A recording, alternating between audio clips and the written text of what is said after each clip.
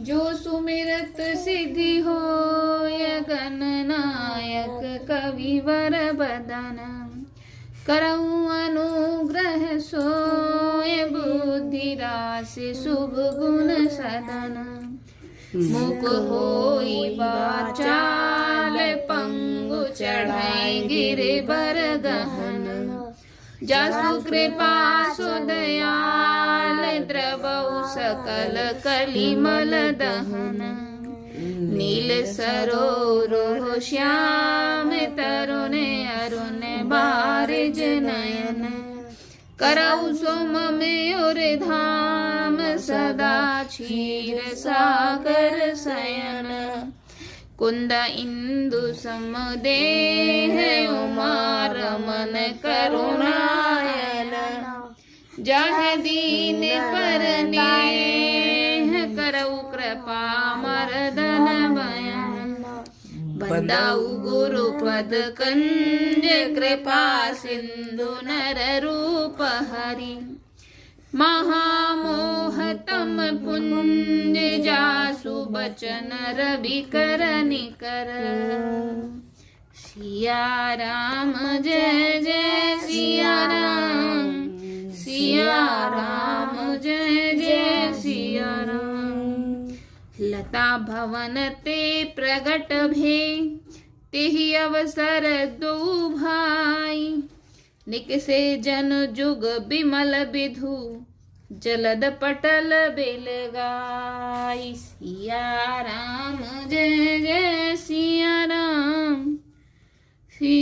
राम जय जय सिया राम शोभा शिव सुभग दो वीरा नील पीत जल जाभ शरीरा मोर पंख सिर सोहत नीके गुच्छ बीज बिच कुसुम कली के। दोनों सुंदर भाई शोभा की सीमा है। उनके शरीर की आभा नीले और पीले कमल की सी है। सिर पर सुंदर मोर पंख सुशोभित है। उनके बीच बीच में फूलों की कलियों के गुच्छे लगे हैं। भाल तिलक श्रम बिंदु सुहाए श्रवण सुभग भूषण छबि छाए बिकट भ्रकुटी कच घूंघर वारे नव सरोज लोचन रतनारे।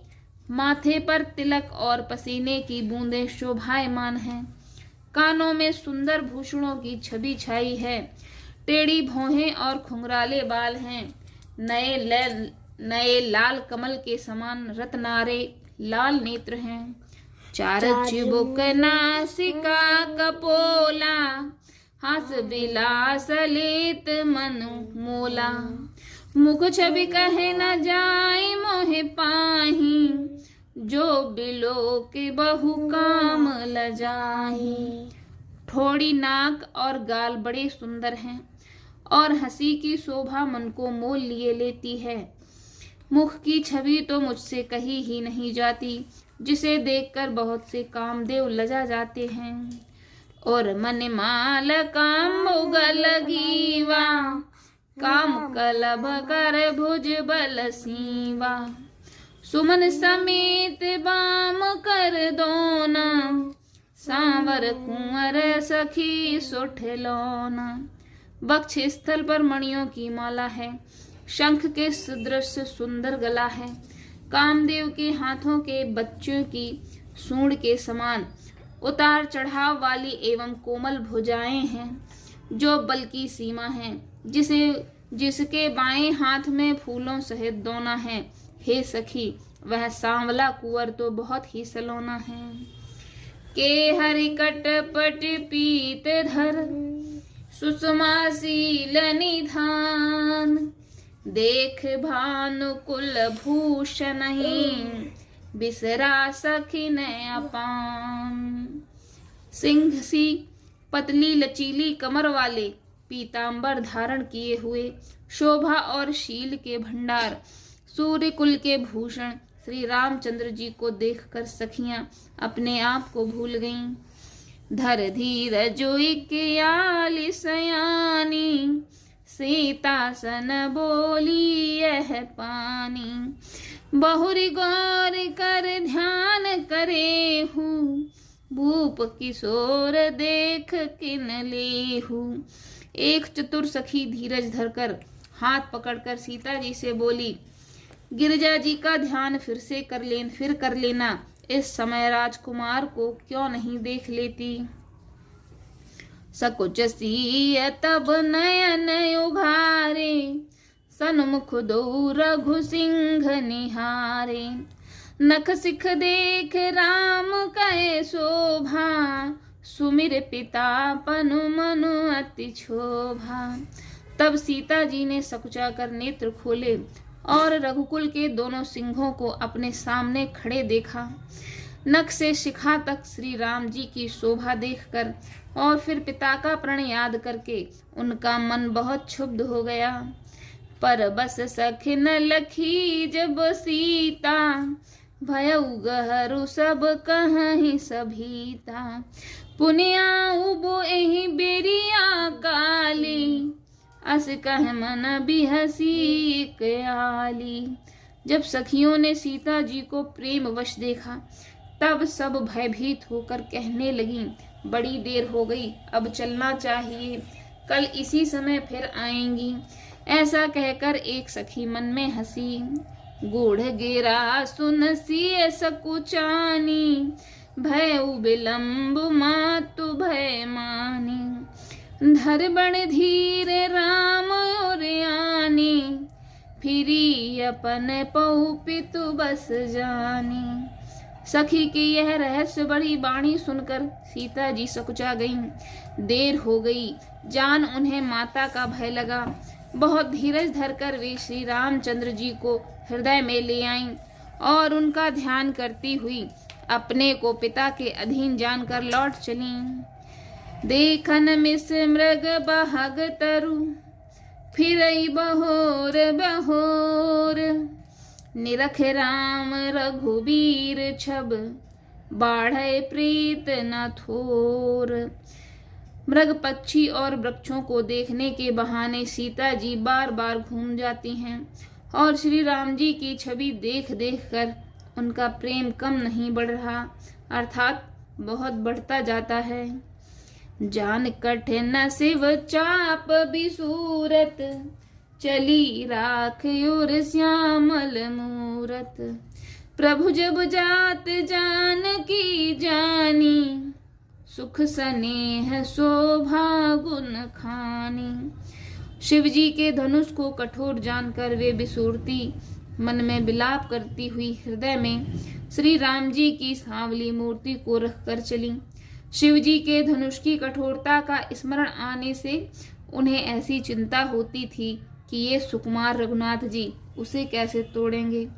पिता के प्रण की स्मृति से उनके हृदय में क्षोभ था, इसलिए मन में विलाप करने लगीं।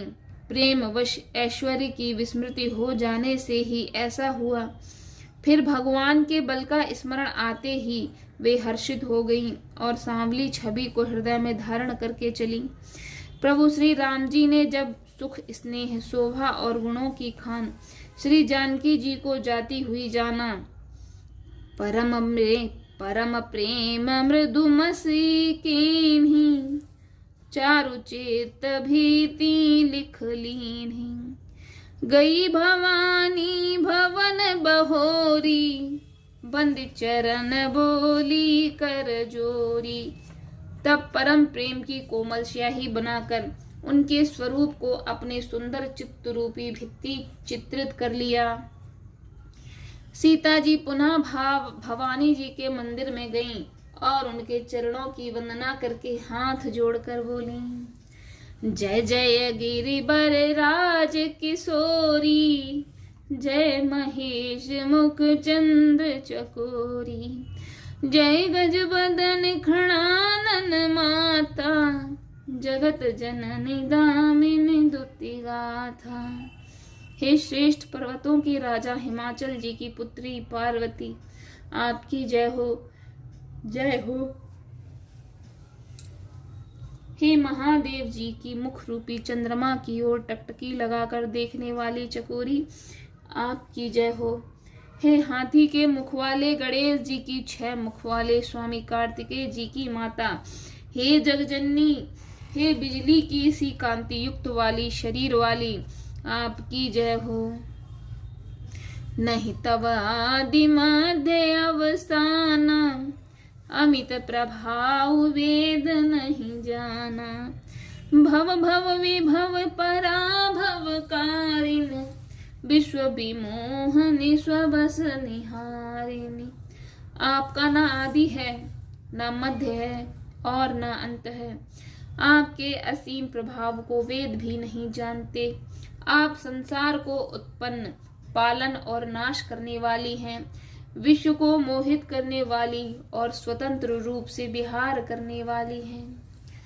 पति देवता सुतीय महु, मातु प्रथम तब रेख, महिमा अमित न सकहि कह, सहस शारदा सेख।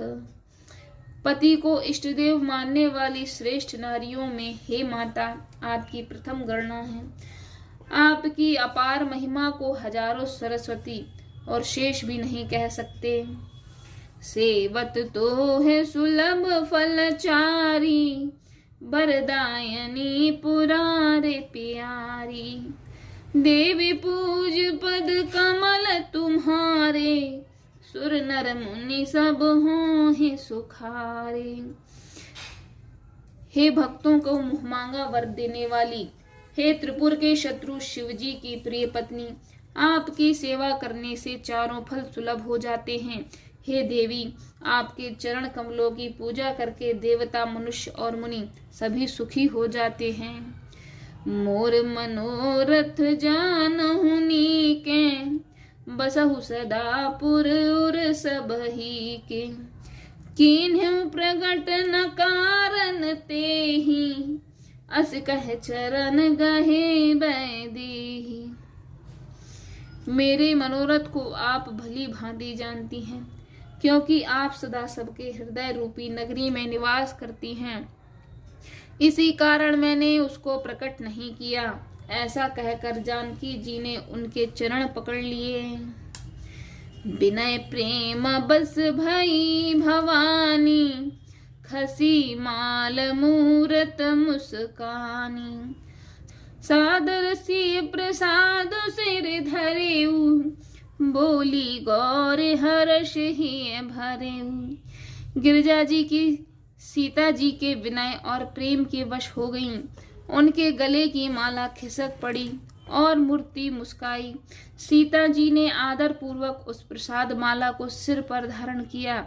गौरी जी का हृदय हर्ष से भर गया और वे बोली, सुनो सिय सत्य आशीष हमारी, पूजहि मन कामना तुम्हारी। नारद बचन सदा सुचि साचा, सो बरु मिलहि जाहे मनोराचा। हे सीता जी, हमारी सच्ची आशीष सुनो, तुम्हारी मनोकामना पूरी होगी। नारद जी का वचन सदा पवित्र और सत्य है, जिसमें तुम्हारा मन अनुरक्त हो गया है। मनु जाहे राजेहु मिलाहि सोबर, सहज सुंदर सांवरो। करुणा निधान सुजान सीलु, स्नेह जानत रावरो। एहि भांति गौरे आशीष सुन सिय, सहित ही हरसित अली। तुलसी भवानी पूज पुनि पुनि, मुदित मन मंदिर चली। जिसमें तुम्हारा मन अनुरक्त हो गया है, वही स्वभाव से ही सुंदर सांवला वर श्री रामचंद्र जी तुमको मिलेगा। वह दया का खजाना और सुजान सर्वज्ञ है, तुम्हारे शील और स्नेह को जानता है। इस प्रकार श्री गौरी जी का आशीर्वाद सुनकर जानकी जी समेत सब सखियां हृदय में हर्षित हुईं। तुलसीदास जी कहते हैं, भवानी जी को बार बार पूजकर सीता जी प्रसन्न मन से राजमहल को लौट आईं। जान गौरी अनुकूल सिय, ही हर्ष ही हर सुन जाए कहीं। मंजुल मंगल मूल बाम अंग फरकन लगे। गौरी जी को अनुकूल जानकर सीता जी के हृदय को जो हर्ष हुआ वह कहा नहीं जा सकता। सुंदर मंगलों के मूल उनके बाएं अंग फड़कने लगे। सिया राम जय जय सिया राम। सो उठा है मम्मी जी है जिसको जाने गौरी अनुकूल सिय ही हरखु न जाए कही। मंजुल मंगल मूल बाम अंग फरकन लगे। गौरी जी को अनुकूल जानकर सीता जी के हृदय को जो हर्ष हुआ वह कहा नहीं जा सकता। सुंदर मंगलों के मूल उनके बाएं अंग फड़कने लगे। हृदय सराहत सियलो नाई गुरु समीप गवने दो भाई। राम कहा सब कौशिक पाही सरल स्वभाव छुअत छल नाही।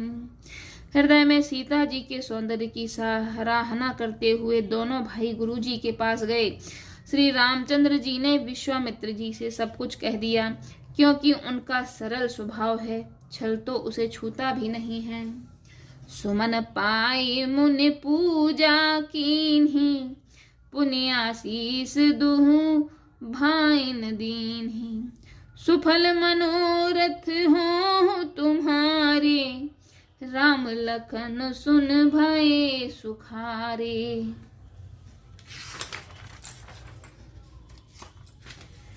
फूल पाकर मुनि ने पूजा की, फिर दोनों भाइयों को आशीर्वाद दिया कि तुम्हारे मनोरथ सफल हों। यह सुनकर श्री रामचंद्र जी लक्ष्मण जी सुखी हुए। करि भोजन मुनि बर विज्ञानी लगे कहन कछु कथा पुरानी। विगत दिवस गुरु आय सुपाई संध्या करन चले दो भाई। श्रेष्ठ विज्ञानी मुनि विश्वामित्र जी भोजन करके कुछ प्राचीन कथाएं कहने लगे। इतने में दिन बीत गया और गुरु की आज्ञा पाकर दोनों भाई संध्या करने चले। प्राची दिस शशि ओयाऊ सुहावा सिय मुख सरिस देख सुख पावा। बहुर विचारु कीन मन माही सिय बदन समहिम कर नाही। उधर पूर्व दिशा में सुंदर चंद्रमा उदय हुआ। श्री रामचंद्र जी ने उसे सीता के मुख के समान देखकर सुख पाया। फिर मन में विचार किया कि यह चंद्रमा सीता जी के मुख के समान नहीं है। जन्म सिंधु पुनि बंधु विश्व दिन मलिन सकलंक। सिय मुख समता पाव किम चंदुबा परो रंग।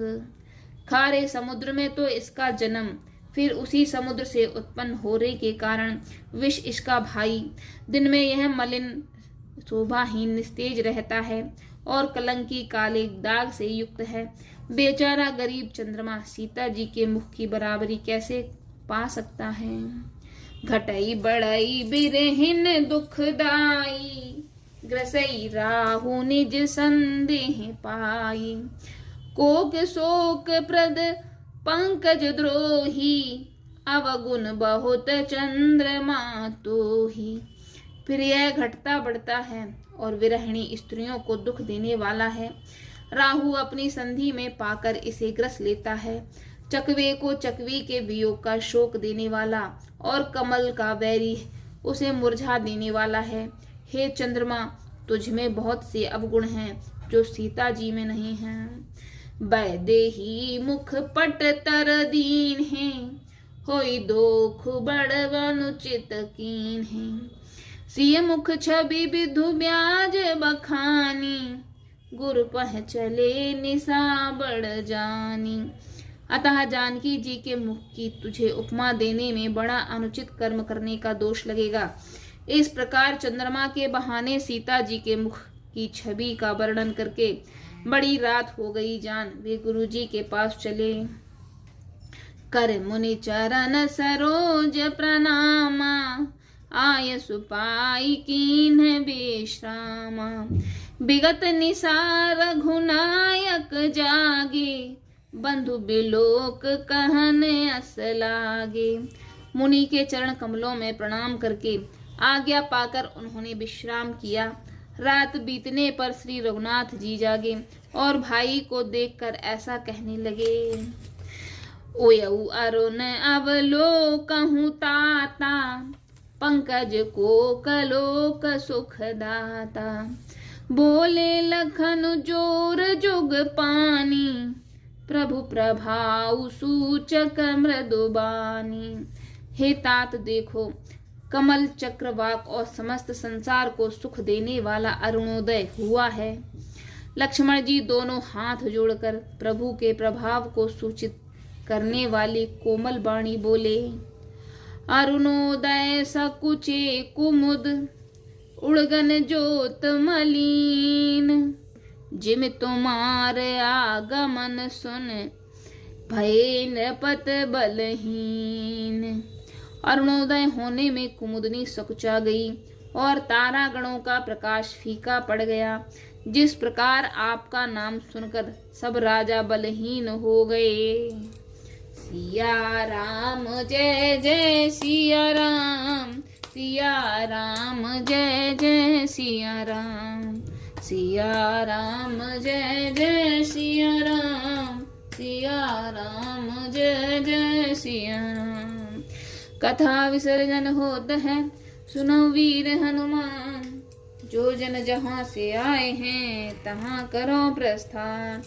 एक घड़ी आदि में पुनिया, तुलसी संगत साधु की हरे कोटि अपराध।